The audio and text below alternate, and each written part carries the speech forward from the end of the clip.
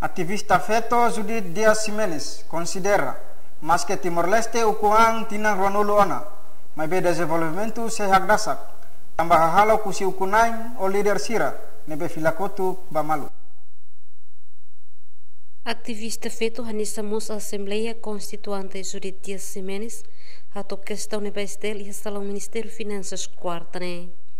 Ativista Feto neden tinang Ronulu desenvolvimento e arailaran siriok máximo, mas que horas ne e mahola careta no motor barak, hamosa engrafamento e arailaran, mas bidanela os desenvolvimento, mas desenvolvimento ma povo moris hakmate, no moris acesso babemos, estrada, eletricidade no seluktan. Desenvolvimento hakrasak teve estudo, desenvolvimento hakrasak também, na iulun sir mahalo desenvolvimento hakrasak, orçamento lá ia, irus malu na fati, impasse política lá na fati.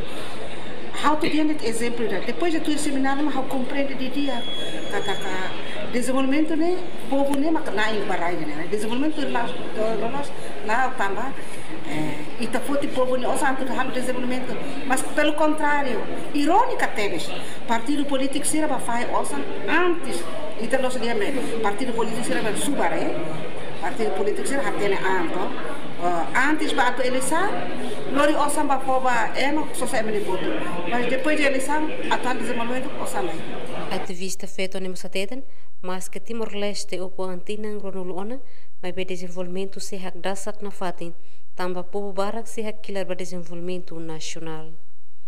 Judith Mosso juventude sira atau hak bit an estuda matenik o capacidade nebe mak iha nune abambai rua bela desenvolve rai de neba oin. Nune mos veterana Madalena Bidau Soares Código Cassian, hosto líder sira atau buka malu na fatin halo diálogo nune bele hareba povo ne moris. Noi bamne mambo sira sabat udah karera kari que opun dia para que bele a dignidade atu tau mata mana sawi sai wansa. Karena sawi que sai dia kan samos sawi sido do meta na poblação agora desenvolvimento na ona. Emerência na Pinto, Estel News.